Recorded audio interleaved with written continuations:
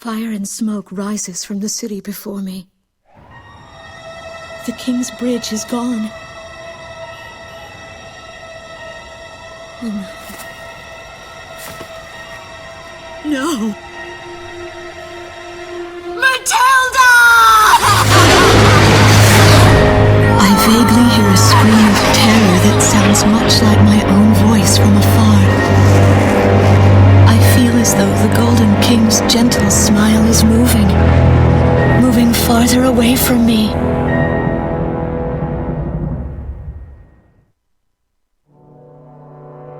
Every now and then, I tell my daughter the story of the night some years ago. A night when the sky was radiant with shooting stars. That night, your father and I made countless wishes together. An asteroid called Ulysses came into Earth's orbit and disintegrated into millions of pieces, which poured down on the land below.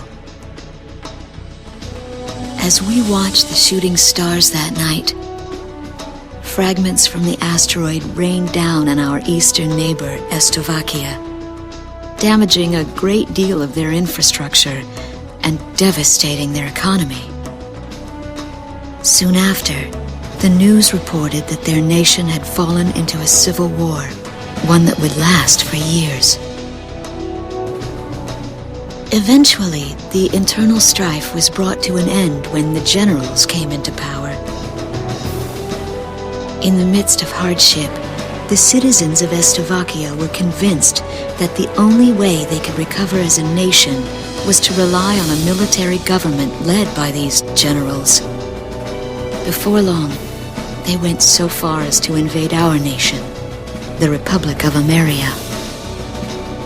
Our military was forced to retreat to Kesid, an island far to the west.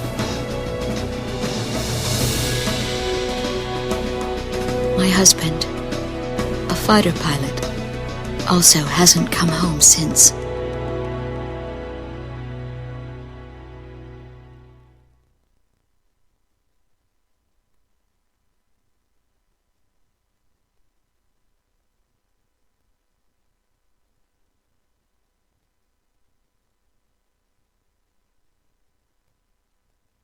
I walk on.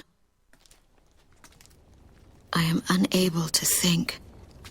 All I can do is follow the others. Ever since we came to the twisted remains of my daughter's school bus, my soul has left me. I am empty.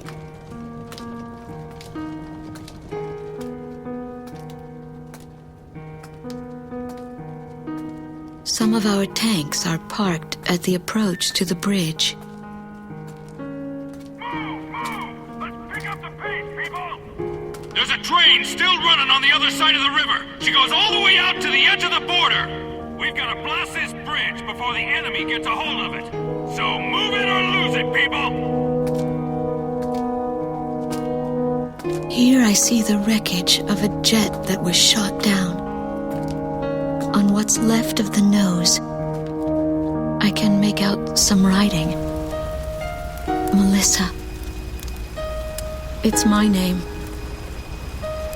What a cruel twist of fate for me to see this.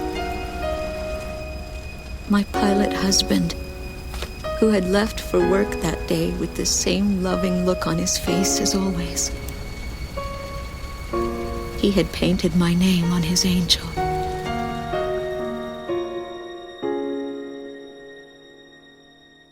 I go into the crowd on the train and endure 2 weeks of pure hell before finally ending up at a refugee camp at the border.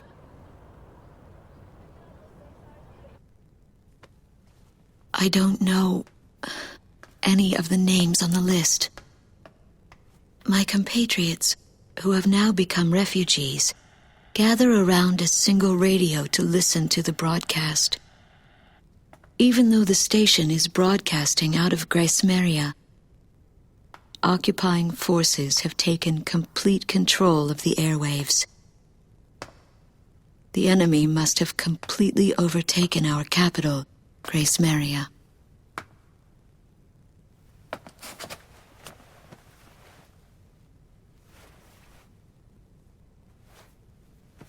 And although newer parts of the city have suffered considerable damage, the castle and a significant section of the old quarter have escaped relatively unscathed. The castle's okay. However, Thank God.